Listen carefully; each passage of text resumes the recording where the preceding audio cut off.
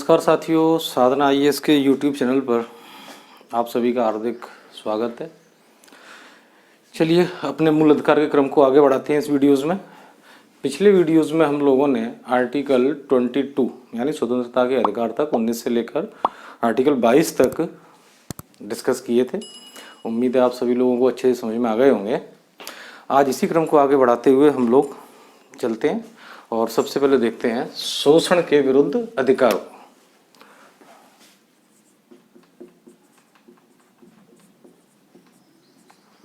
शोषण के विरुद्ध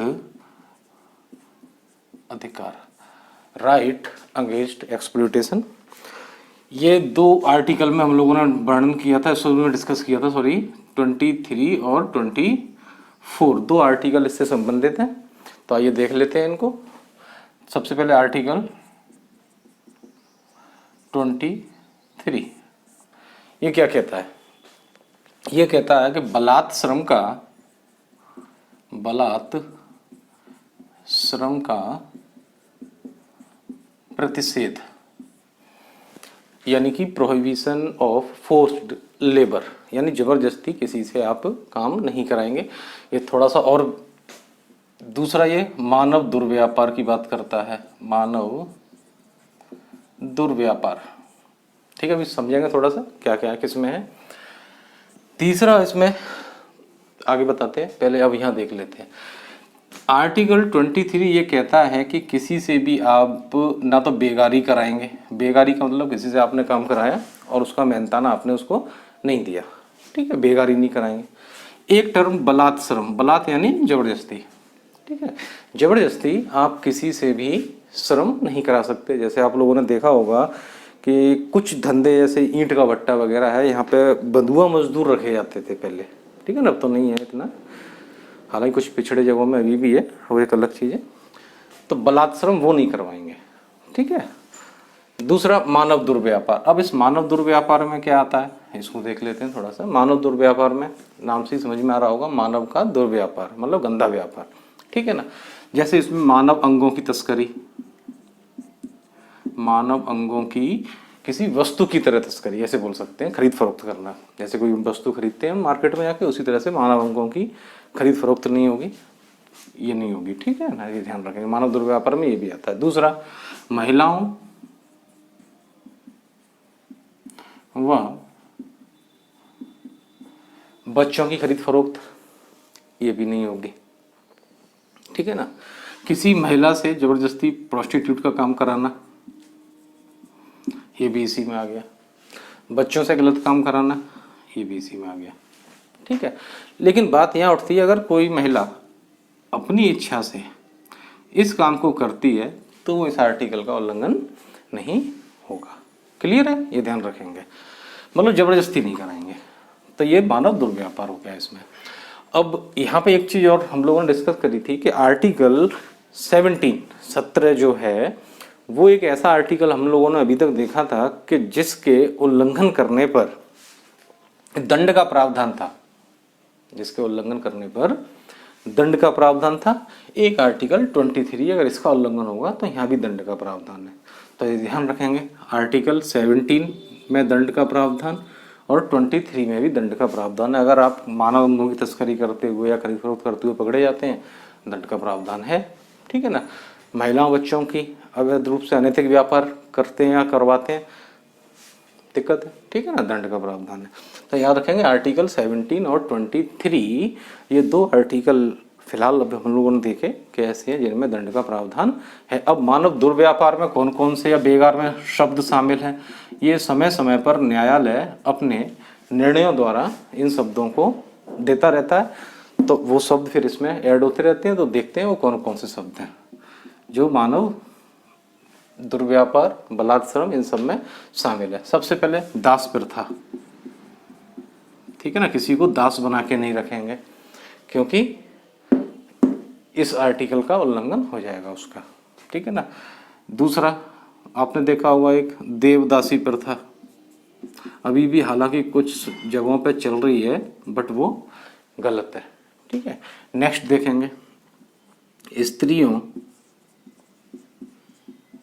व नोट कर लेंगे बच्चों स्त्रियों व बच्चों का अनैतिक व्यापार, ये भी इसी में शामिल है, अनैतिक व्यापार।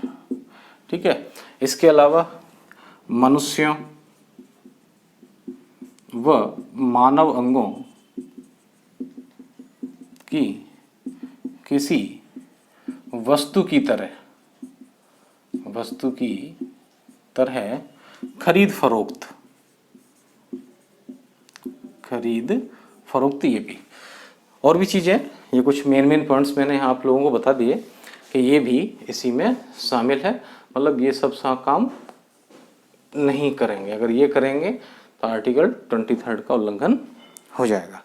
क्लियर? चलिए नेक्स्ट अब देखते हैं आर्टिकल 24 जो भी शोषण के विरुद्ध अधिकार से संबंधित है। इसमें क्या कहा गया कि 14 साल से कम उम्र के बच्चों को किसी भी खतरनाक काम में नहीं लगाया जाएगा जो जोखिमपूर्ण काम हो।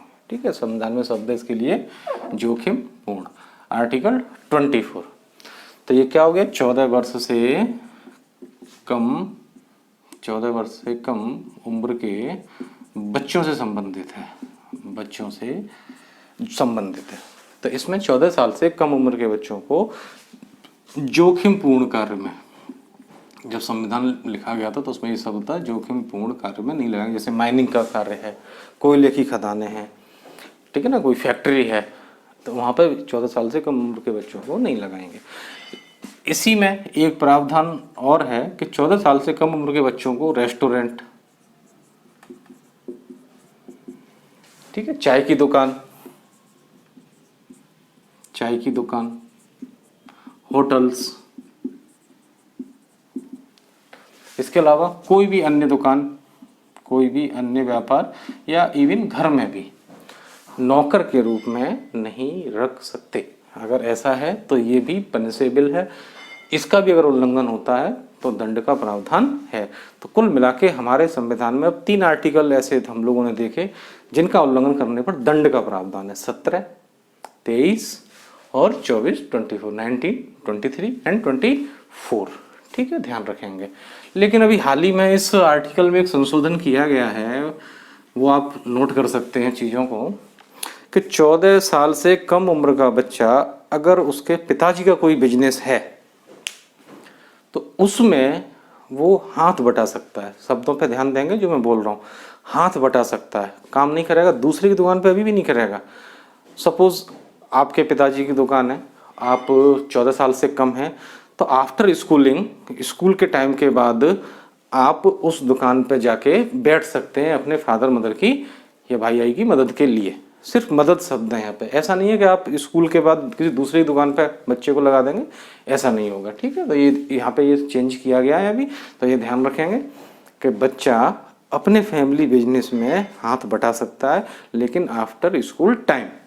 ऐसा नहीं है कि उसको स्कूल नहीं भेज रहे हैं, अगर स्कूल नहीं भेज रहे हैं तो फिर भी दुकान में बैठा रहे हैं, फिर ये पनिशेबल हो जाएगा। ठीक है, ये ध्यान रखेंगे।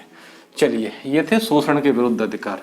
अब देखते हैं धार्मिक स्वतंत्रता से संबंधित कौन कौन से अधिकार है। नेक्स्ट डालेंगे धार्मिक स्वतंत्रता से संबंधित मूल अधिकार। ये हैं आपके आर्टिकल 25 से लेके, हम लोगों ने पहले ही पढ़ा था, 28 तक।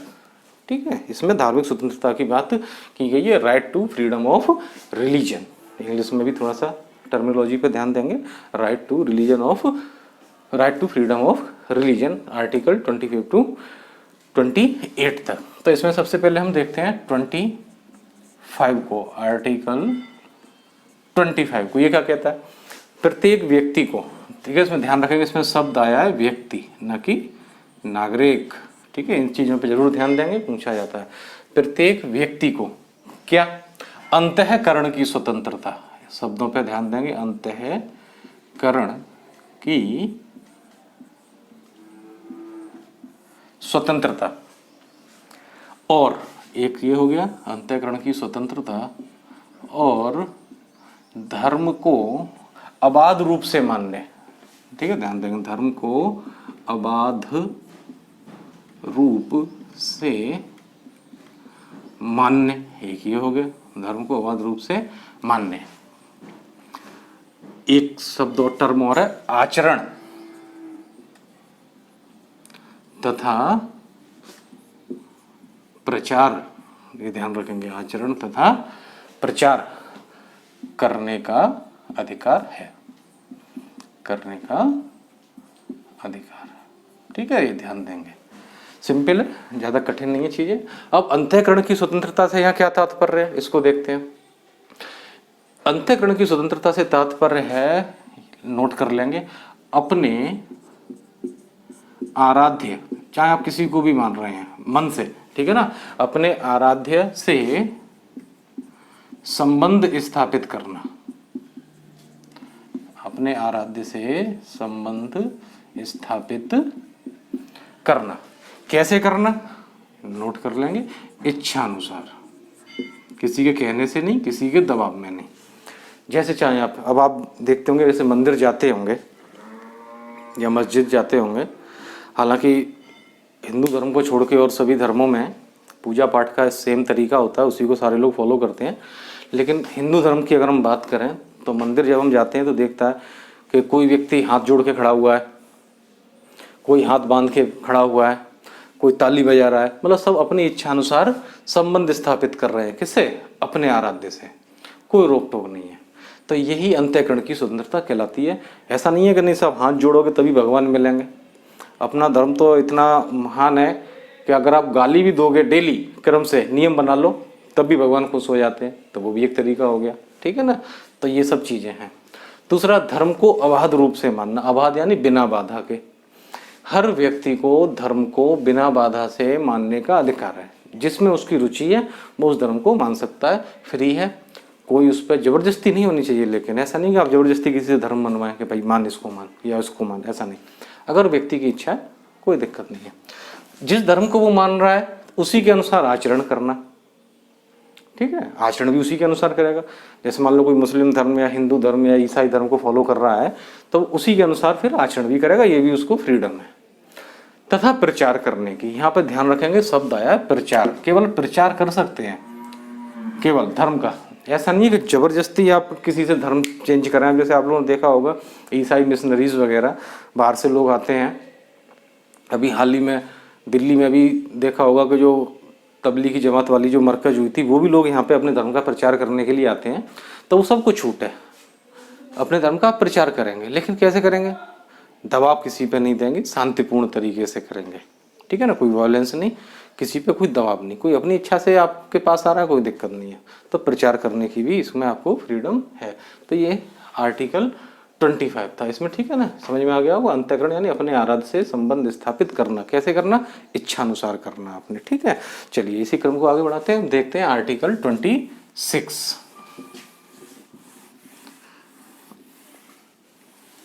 आर्टिकल 26 को देखते हैं। इसमें क्या है, धार्मिक कार्यों के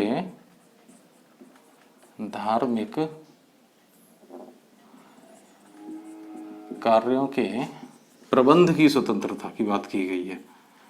प्रबंध की स्वतंत्रता मतलब धार्मिक कार्यों को के प्रबंध करने की स्वतंत्रता इसमें दी जाती है। लेकिन यहाँ ये ध्यान रखेंगे कि ये 26 जो आर्टिकल है ये व्यक्तियों को प्राप्त नहीं है, कोई व्यक्ति नहीं करेगा धार्मिक कार्यों के। तो कौन करेगा, धार्मिक संप्रदाय करेंगे, धार्मिक संप्रदाय उस धर्म के प्रबंध की कार्यों से संबंधित ये करेंगे, ठीक है ना।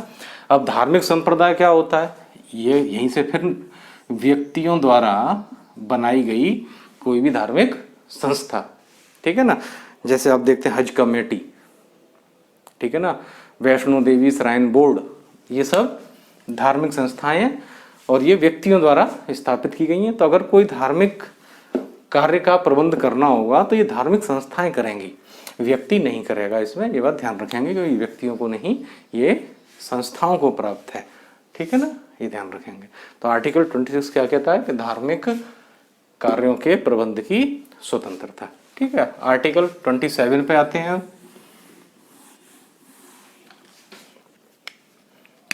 आर्टिकल 27 ये क्या कहता है, इसको देखते हैं थोड़ा सा। आर्टिकल 27, धार्मिक अभिवृद्धि हेतु, धार्मिक अभिवृद्धि हेतु करों से मुक्ति, करों यानी टैक्स, कर लिख लेते हैं, कर शब्द ज्यादा ठीक है, कर से, टैक्स से मुक्ति। ठीक है, ध्यान रखेंगे कैसे। कहने का तात्पर्य है किसी भी व्यक्ति से को कोई भी ऐसा कर देने के लिए बाध्य नहीं किया जाएगा जिसकी इनकम को किसी धर्म विशेष की वृद्धि के लिए लगाया जाए। समझ में आ गया होगा। जैसे कि मान लो मुझसे इस बात को लेके, उदाहरण देता हूं कि मुझसे इस बात को लेके राज्य टैक्स नहीं ले सकता, अगर लेता भी है तो मेरे उस टैक्स के पैसे को किसी भी धर्म विशेष को बढ़ावा देने के लिए राज्य यूज नहीं करेगा। ठीक है, यहां ध्यान रखें, यहां शब्द आया है कर, टैक्स। क्लियर है कि ऐसा कोई भी कर नहीं लगाया जाएगा जिस कर की इनकम से धार्मिक किसी भी धर्म विशेष को बढ़ावा दिया जाए, ये ध्यान रखेंगे। लेकिन यहां पर एक शब्द और है कि कर तो नहीं लिया जाएगा लेकिन शुल्क लिया जा सकता है। शुल्क यानी इसको इंग्लिश में बोलते हैं फीस, फी। ठीक है ना, शुल्क ले सकते हैं, फीस ले सकते हैं, फी ले सकते हैं, कुछ भी जो भी है। ठीक है, ये ध्यान रखेंगे। अब अंतर क्या होता है शुल्क और कर में। देखिए, जब भी शुल्क लिया जाएगा आपसे तो इसके बदले में आपको सुविधा दी जाएगी। जैसे स्कूल में आप फीस देते हैं, शुल्क देते हैं, उसके बदले में स्कूल क्या करता है या कॉलेज आपको पढ़ाई करवाता है। और भी कई चीज़ें हैं जहां आप शुल्क देते हैं, बदले में आपको, जैसे डॉक्टर के पास जाते हैं, डॉक्टर की फीस होती है यानी शुल्क होता है, उसके बदले में डॉक्टर क्या करता है, आपका ट्रीटमेंट करता है, दवाइयाँ लिख के देता है। तो ये, लेकिन कर क्या है, एक तो ये अनिवार्य रूप से देय है, ये देना ही देना है आपको। अगर आप इसके दायरे में आते हैं तो ये आपको देना पड़ेगा टैक्स, लेकिन जरूरी नहीं है कि इसके बदले में आपको कोई सुविधा मिले। अब जैसे जो लोग इनकम टैक्स के दायरे में आते होंगे या जिनके घर वाले आते होंगे, वो लोग ये देखते होंगे कि मम्मी से, पापा से अगर जॉब में या बिजनेस में अच्छा कमा रहे हैं तो उनको टैक्स देना पड़ रहा है, लेकिन उसके बदले में उनको कोई सुविधा नहीं मिल रही है। वो अनिवार्य है, देना ही देना है। शुल्क लेंगे तो सुविधा देनी पड़ेगी, ये अनिवार्य है। अब जैसे इसका उदाहरण देखते हैं तो राज्य क्या करता है कि टैक्स नहीं लेगा, धर्म के नाम पे शुल्क ले सकता है। जैसे अमरनाथ यात्रा, जो भी धार्मिक यात्रा होती है, मानसरोवर यात्रा, सरकार कराती है कंडक्ट इसको, और कुछ इन्होंने फीस रखी है अपनी कि इतनी फीस, रजिस्ट्रेशन फीस ये होगी, इतना ये लगेगा, जो भी है। तो ये इसलिए है कि फिर वो आपको सुविधा उपलब्ध कराएगी सरकार उसके बदले में। ठीक है ना, तो ये ध्यान रखेंगे कि आर्टिकल 27 में कर लेने की मना है, शुल्क लेने का नहीं। शुल्क आप ले सकते हैं लेकिन उसके बदले में सुविधा देनी होगी। ठीक है, ये ध्यान रखेंगे। अब नेक्स्ट आर्टिकल देखते हैं 28, लास्ट आर्टिकल धार्मिक स्वतंत्रता का, आर्टिकल 28।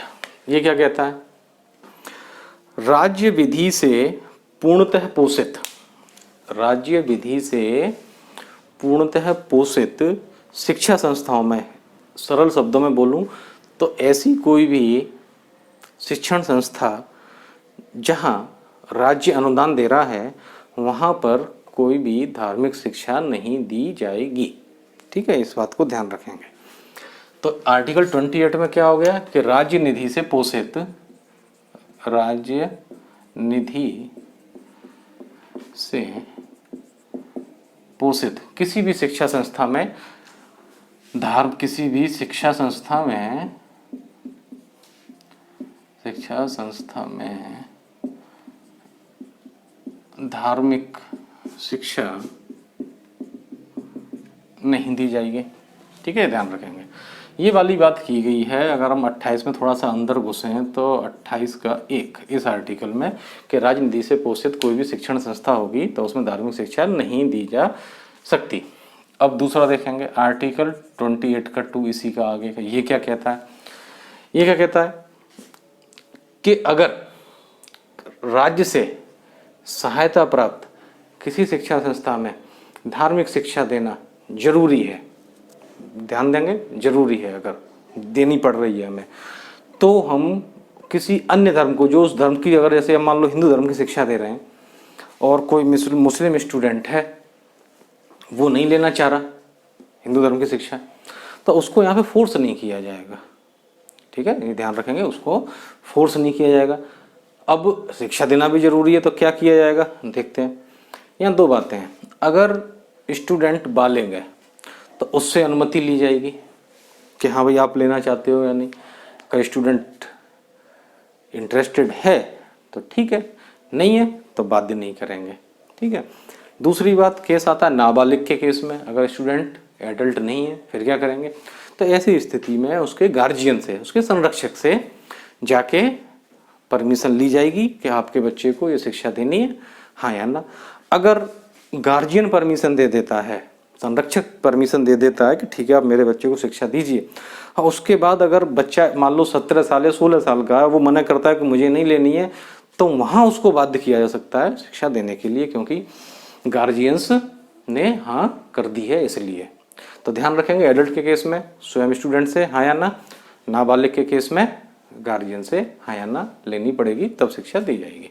ठीक है। नेक्स्ट देखते हैं इसी में आर्टिकल 29 का, सॉरी 28 का 3, दो हो गए थे, हाँ आर्टिकल 28 का 3 ये हो रहा है इसमें, इसको देखते हैं क्या हो गया। तो जो मैंने बात बताई थी, सॉरी यहाँ पे ध्यान देंगे, वो आर्टिकल 28 के 3 में है। ठीक है ना।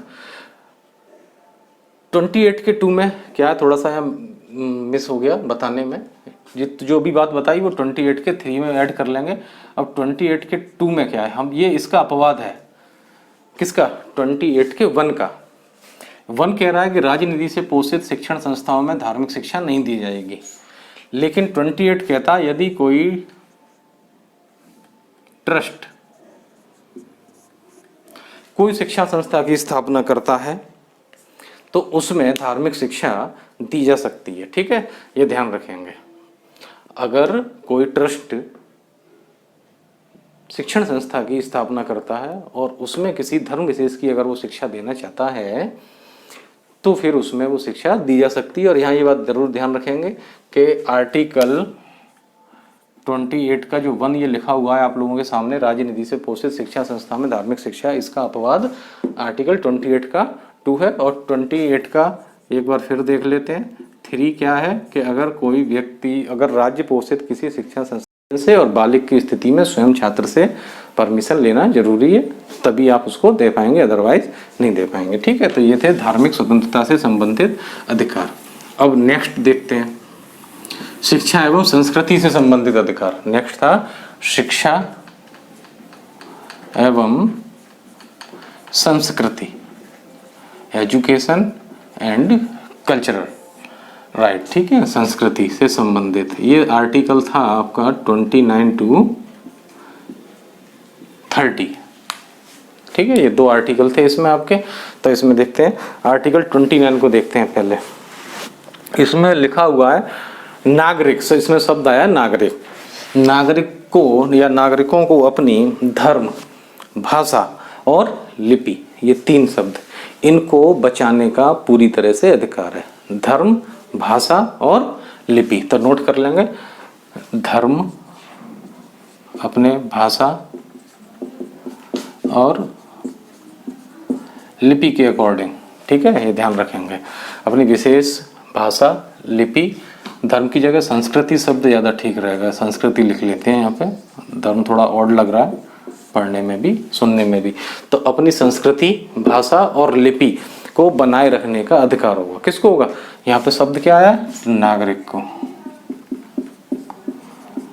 इसीलिए देखा होगा सरकार क्या करती है कि जो कुछ विशेष ट्राइबल एरियाज हैं तो उनकी अपनी एक विशेष संस्कृति है, तो वहाँ पर बाहरी व्यक्तियों का या बाहरी और नागरिकों का भी आना जाना रोक दिया जाता है। जैसे अंडमान निकोबार की स्थिति आपको पता होगी कि वहाँ पे जो एसटी समुदाय के लोग हैं वो केवल वहीं पाए जाते हैं, संख्या में भी बहुत थोड़े बचे हैं। तो कुछ समय पहले वहाँ घटना हुई थी कि पर्यटक वहाँ जाते थे और उनको पैसे का लालच देके उल्टी सीधी हरकतें करवाते थे अपने मनोरंजन के लिए, तो इससे उनकी संस्कृति, उनकी लिपि, भाषा, इन सब पे खतरा मंडराने लगा था। तो फाइनली सरकार ने ये डिसीजन लिया कि वहाँ पर टूरिस्ट को बिल्कुल ब्लॉक कर दिया। ठीक है, वहाँ कोई नहीं जाता। अभी हाल ही में एक सज्जन गए भी थे, शायद अमेरिका के थे, और वहाँ उनकी हत्या भी कर दी गई थी उन्हीं आदिवासियों द्वारा। ठीक है, तो ये ध्यान रखेंगे, तो ये उनका अधिकार है, इसलिए ऐसे क्षेत्रों में जाने से कभी भी रोक लगा दी जाती है, जिससे कि उनके कल्चर बचा रहे। और क्यों बचा रहे? क्योंकि अपने भारतीय संस्कृति की ये धरोहर है। ठीक है ना, क्योंकि अपना देश विविधताओं में एकता वाला है। ठीक है, ध्यान रखेंगे। तो ये आर्टिकल था आपका 29, संस्कृति, भाषा और लिपि। अब आर्टिकल 30 को देखते हैं। आर्टिकल 30 ये कहता है कि कोई भी अल्पसंख्यक हो वो अपनी शिक्षण संस्था खोल सकता है, उसका मैनेजमेंट संभाल सकता है, उसको रेगुलेट कर सकता है, और अपनी इनको बचाने के लिए उसमें शिक्षा दे सकता है। ठीक है, ये ध्यान रखेंगे। ये क्या है? आर्टिकल 30। अब अगर यहाँ पे बात आती है, मैंने भी बताया कि आर्टिकल 30 जो है ये सिर्फ अल्पसंख्यकों के लिए है। ये अल्पसंख्यक आर्टिकल 30 के तहत शिक्षा संस्था खोल सकते हैं और उसमें अपने कल्चर के बारे में शिक्षा और लिपि के बारे में, भाषा के बारे में अपने बचाने के लिए उसमें दे सकते हैं। और इसमें इन्हीं लोगों को प्रवेश भी दिया जाएगा अगर कोई अल्पसंख्यक समुदाय खोलता है। अब यहाँ बात दो आती है कि या तो ये अपने पैसे से चलाएं इसको, अगर अपने पैसे से चला रहे हैं तो ये किसी और धर्म विशेष के बच्चों को अपने यहाँ एडमिट करने से मना कर सकते हैं कि हम इसका एडमिशन नहीं लेंगे। लेकिन अगर यही शिक्षण संस्थाएं राज्य पैसा दे रही है, राज्य पोषित हैं, तो ऐसी शिक्षा संस्थाओं में, चाहे वो अल्पसंख्यकों द्वारा हो चाहे बहुसंख्यकों द्वारा हो, तो ऐसी शिक्षा संस्थाओं में प्रत्येक समुदाय के बच्चों को प्रवेश देना अनिवार्य होगा। फिर उसमें आप मना नहीं कर सकते, बस शर्त यह है कि वो शिक्षण संस्था फिर राज्य पोषित होनी चाहिए। उदाहरण हम लोग ताज़ा देख लेते हैं, जैसे मदरसे हैं होते हैं अपने यहाँ इंडिया में, पढ़ाई के लिए है, सब समझ गए होंगे कि मुस्लिम वर्ग से संबंधित हैं। उसमें मेन कुछ मदरसे ऐसे भी हैं जो मुस्लिम वर्ग की संस्थाएं चला रही हैं, वो राज्य से पैसे नहीं ले रही, तो उसमें वो केवल मुस्लिम बच्चों को ही प्रवेश देंगे। जरूरी नहीं है कि अगर आप जाते हैं किसी और धर्म से, हिंदू, ईसाई या बौद्ध जो भी हों, अगर जाते हैं तो वो मना कर सकते हैं आपसे। लेकिन मोस्टली मदरसों को हमने देखा है कि अगर राज्य सरकार पोषित करती है, ठीक है ना, ध्यान रखेंगे, राज्य सरकार अनुदान देती है, तो फिर ऐसी जगह पे फिर चाहे वो हिंदू का बच्चा हो, चाहे वो बौद्ध का हो, चाहे वो किसी का हो, सबको एडमिशन देना अनिवार्य हो जाएगा अगर वो इच्छुक होगा वहाँ पढ़ने का तो। ठीक है, ये ध्यान रखेंगे। ये आर्टिकल 30 कहता है। इसके बाद देखेंगे article 32 important article. Doctor Bhimrao Ambedkar ने इसको संविधान की आत्मा भी कहा, डिस्कस किया था हम लोगों ने पहले ही। आर्टिकल 32 अनुच्छेद 32 संवैधानिक उपचारों का अधिकार, संवैधानिक उपचारों का अधिकार, इसको इंग्लिश में क्या बोलेंगे? Constitutional right to constitutional remedies. ठीक है, जो भी हम लोगों ने अभी तक मूल अधिकार पढ़े 30 तक, तो अगर उनका कोई भी हनन होता है या कोई भी दिक्कत आती है तो उपचार अनुच्छेद 32 करेगा। कौन करेगा 32 के तहत? ये देख लेते हैं। अनुच्छेद 32 के तहत सीधे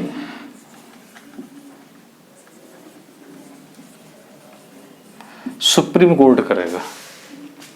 अगर किसी व्यक्ति या नागरिक के मूल अधिकार का हनन होता है तो आर्टिकल 32 के तहत संबंधित या पीड़ित व्यक्ति या नागरिक सीधे सुप्रीम कोर्ट में याचिका अपनी डाल सकता है या केस दर्ज कर सकता है वहाँ पर जाके अपने मूल अधिकार के उल्लंघन होने का। अब सुप्रीम कोर्ट कैसे काम करता है? जब भी मूल अधिकार से संबंधित या मूल अधिकारों की रक्षा करनी होती है किसी की भी, तो सुप्रीम कोर्ट यहाँ पे रिट जारी करता है, रिट जारी करता है। ठीक है ना, ध्यान रखेंगे। और ये रिट कितने प्रकार की होती है? 5 प्रकार की रिट जारी कर सकता है। 5 रिट के 5 टाइप होते हैं। कौन कौन से होते हैं देख लेते हैं एक बार। सबसे पहले जो रिट है वो बंदी प्रत्यक्षीकरण, बंदी प्रत्यक्षीकरण। इंग्लिश में इनको जरूर देखेंगे क्योंकि आजकल ट्रेंड चल रहा है कि हिंदी में ना लिख के इंग्लिश को हिंदी में लिख रहे हैं, ठीक है। तो इसको बोलते हैं हेबियस कॉर्पस। क्या बोलते हैं? Habeas corpus. स्पेलिंग लिखेंगे HABEAS, habeas corpus, CORPUS, habeas corpus. पहली रिट बंदी प्रत्यक्षीकरण यानी बंदी को अपने सामने प्रस्तुत करवाना। नेक्स्ट दूसरा बंदी प्रत्यक्षीकरण परमादेश, परमादेश। मैंडेमस, इसको बोलते हैं इंग्लिश में परमादेश। नाम से ही पता चल रहा होगा, परम आदेश देना, ठीक है, परमादेश, मैंडेमस। तीसरी प्रतिषेध, इंग्लिश में लिखेंगे प्रोहिबिशन। प्रतिषेध नाम से पता चल रहा होगा, रोकना, प्रोहिबिशन यानी रोकना। नेक्स्ट देखेंगे उत्प्रेषण,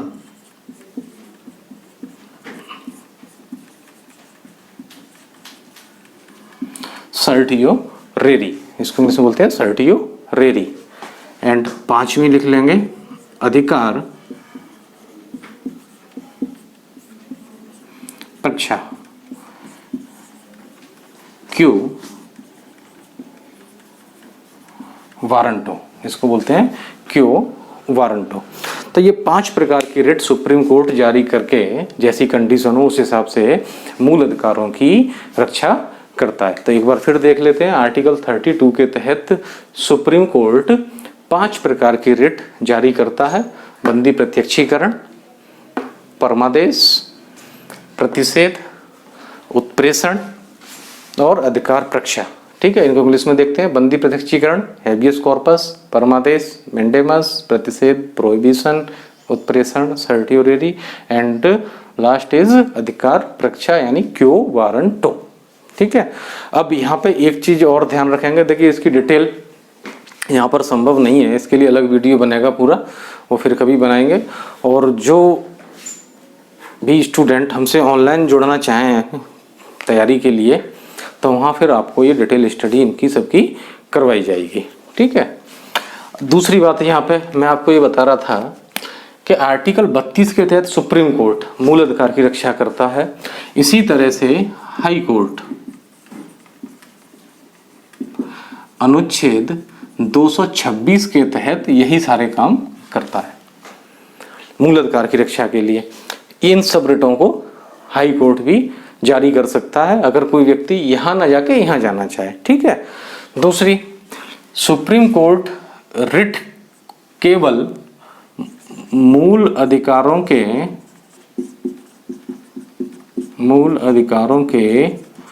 हनन होने पर ही जारी करेगा इन रिटों को।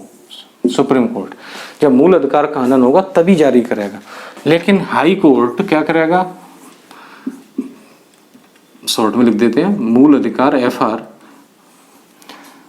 तथा अन्य, ठीक है ना, अन्य मामले लिख लेते हैं, अन्य मामलों। तो हाई कोर्ट इन रिटों को मूल अधिकार के अलावा अन्य मामलों में भी जारी कर सकता है, ठीक है, करता भी है अगर जरूरत होती है। तो अगर इन दोनों की तुलना की जाए हाई कोर्ट और सुप्रीम कोर्ट की, वैसे हालांकि सुप्रीम कोर्ट सुप्रीम पावर है, ठीक है, लेकिन अगर हम यहाँ शक्ति की बात देखें रिट को लेके, तो सुप्रीम कोर्ट से हाई कोर्ट की शक्ति ज़्यादा है, ठीक है। क्यों ज़्यादा है? क्योंकि सुप्रीम कोर्ट केवल मूल अधिकारों के उल्लंघन होने पर ही रिट जारी कर रहा है, जबकि हाई कोर्ट मूल अधिकारों के उल्लंघन के साथ साथ अन्य मामलों के उल्लंघन पर भी या अन्य मामलों के मामले में भी 5 रिटों को जारी करता है, ठीक है। तो ये थोड़ा सा बेसिक अंतर था मूल अधिकार को लेके सुप्रीम कोर्ट और हाई कोर्ट में। ध्यान रखेंगे यहाँ शक्ति हाई कोर्ट की ज़्यादा हो जाती है। तो दोस्तों आज केवल इतना ही रखेंगे। तो और इस वीडियो के साथ ही आपके मूल अधिकारों वाले चैप्टर का भी अंत हो गया बिल्कुल। इसके बाद अब हम लोग नेक्स्ट वीडियो में मूल अधिकार से संबंधित क्वेश्चन को डिस्कस करेंगे, ठीक है ना, किस टाइप से यहाँ से क्वेश्चन आते हैं, कैसे बनते हैं। और नेक्स्ट वीडियो में मिलते हैं अगले टॉपिक के साथ। वीडियो देखने के लिए आप सभी लोगों को बहुत बहुत धन्यवाद, आभार।